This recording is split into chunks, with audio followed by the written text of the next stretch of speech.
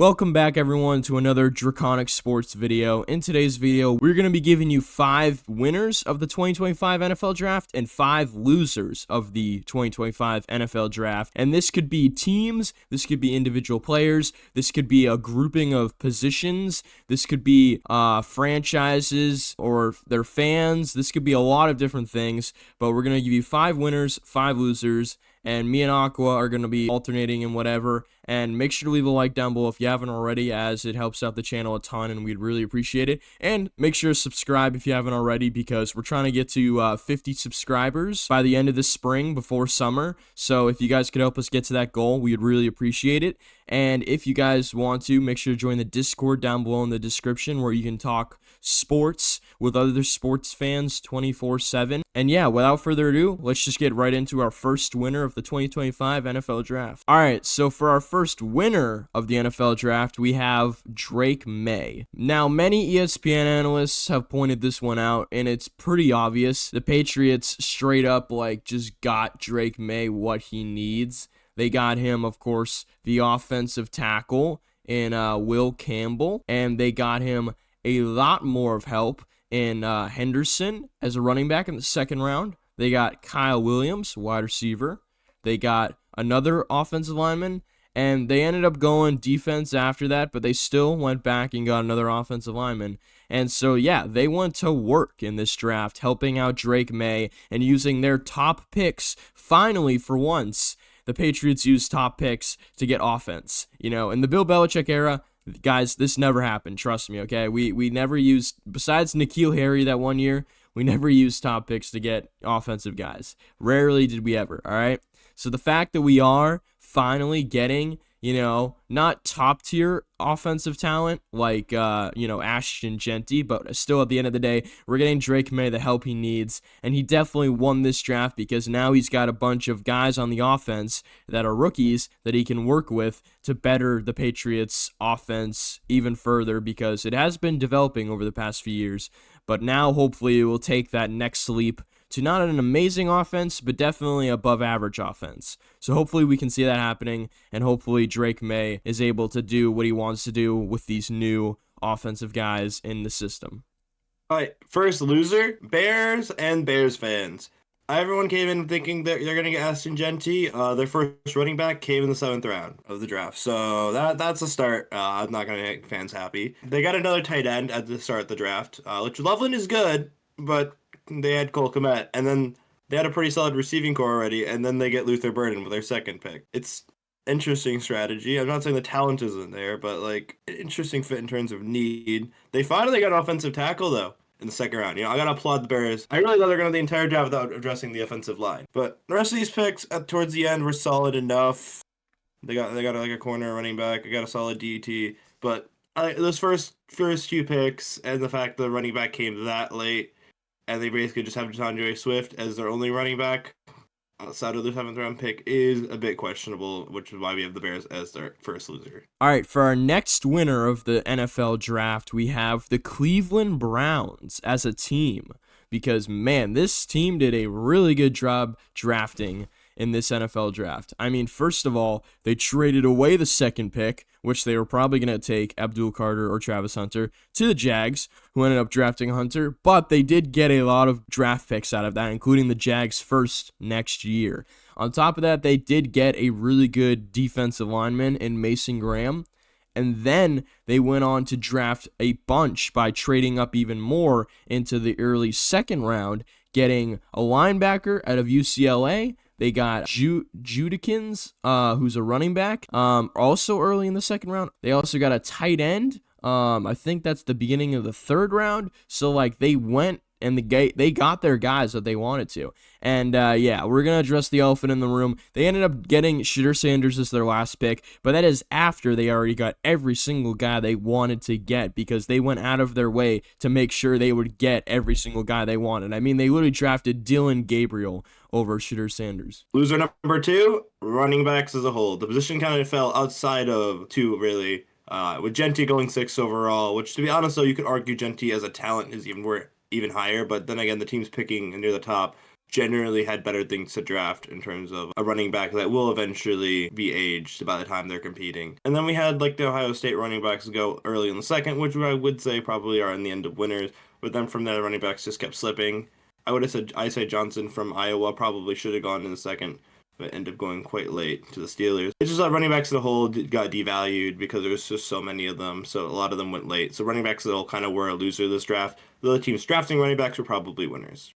For our next winner of the 2025 NFL Draft, we have none other than Jackson Dart, who many thought was going to be a, middle of the pack, maybe late second rounder at best, but then it always happens, or some late scouting hype pushed Jackson Dart into the third best, maybe even second best quarterback of the class conversations. And so after Cam Ward gets taken at 1, nobody seems to be wanting to draft a quarterback. I mean, the Saints at 9 didn't draft one. The Falcons didn't draft one, even though they could have, But the Giants ended up trading back into the first round, and guess who they took? None other than Jackson Dart. Because they thought he was their, outside of Cam Ward, they thought he was their guy. Yeah, Jackson Dart definitely wins one there because he was probably not supposed to go in the first round, but he ended up going in the first round because the Giants, I guess, technically overvalued him, but at the same time, the 25th overall pick is probably worth Jackson Dart. It's just that they probably could have waited to get him.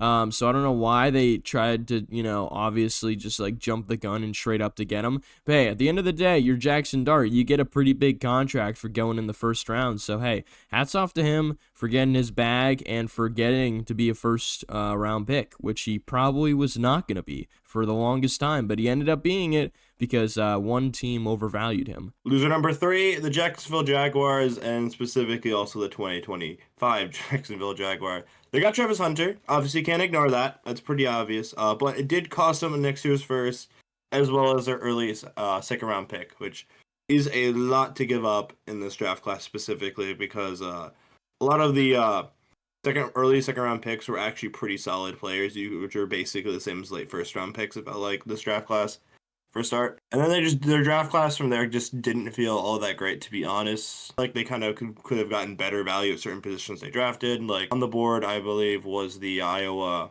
running back at their second, fourth round pick. Instead, they went the Virginia Tech running back. We'll see how that ages. I guess I wasn't a big fan of their picks as it was, and they're now down to first round pick next year. So if they're not competing next year, they might have just given the Browns a top 5 pick, potentially, if the Jags do what they did last year. All right, so our fourth winner of the 2025 NFL Draft is going to have to be the Cowboys. Now, I know some of you might be mad about this one, but it's kind of true, if we're being honest here. I mean, Jerry Jones might have a history of being a bad GM when it comes to contracts and deciding who gets paid what, but when it comes to drafting, hey, Jerry Jones does a pretty good job most of the time, all right? And this draft is no different, with them going to replace their offensive line that has been kind of shredded over the past 2 to 3 years with Zach Martin and then Tyron Smith leaving. So the fact that they are able to replace one of their offensive line positions with a really, really solid offensive lineman in Tyler Booker out of Alabama really makes you happy as a Cowboys fan. I mean, Booker was interviewing with Micah Parsons after he got drafted, and bro was hyped to be on the Cowboys. So that's exciting to see if you're a Cowboys fan. And then on top of that, you also got some pretty good talent in the later rounds. I mean, in the second round, you get a pretty good defensive end. In the third round, you get a really good corner. I mean, and then you get running backs to hopefully compete for that running back position, but maybe they end up signing some random guy in the offseason, or maybe they end up trading for Breece Hall. I saw that Breece Hall might be on the market, so, maybe they go for that. But overall, they got some really solid talent in the later rounds with also getting really good high upside talent in the early rounds. So, yeah, as a Cowboys fan, even though your team is in purgatory, you got to be hopeful for Jerry Jones and the others in that room to at least kind of cook with this one draft class. So, maybe that does give you hope for an eventual Super Bowl. But at the end of the day, it's the Cowboys, so we'll have to wait and see. All right, loser number 4, we have the Steelers QB room. Going into this draft, we had Mason Rudolph, and that was actually literally it. And then they drafted Will Howard, who should show to be a decent quarterback, specifically in the playoffs of last college season. But throughout the regular year kind of wasn't the best, despite being on one of the most talented team, actually the most talented team in college football last year. So them being your only two potential starting options leaving the draft, and assuming that potentially Aaron Rodgers literally could just retire, even though everyone thinks he's going to go to the Steelers, he could just literally retire. He could sign with someone else for whatever reason. It's not a certainty. So right now, the Steelers QB room definitely is a loser. I think the rest of the team probably wins this draft, considering the fact that you got a really good running back, you got a really good defensive tackle to start the draft off. Like, I don't hate the Steelers draft class. It's just objectively the Steelers QB room right now is a big loser after this draft. All right, so to end off the video, we're going to have the fifth winner of the 2025 NFL Draft being the NFL GMs/owners. And then the fifth loser, Shedeur Sanders, and also the ESPN commentator. Now, we put these two together because obviously they are mainly a cause and effect duo where NFL GMs and owners didn't think Shedeur was worth the hype and thought he conducted himself not too great during those interviews, and so it just kind of sent a message to the league that allowed the NFL GMs and owners to decide, you know what, we're not going to draft this kid, and so, you know, he ends up falling to the fifth round, and that's where he ends up signing like a $4 million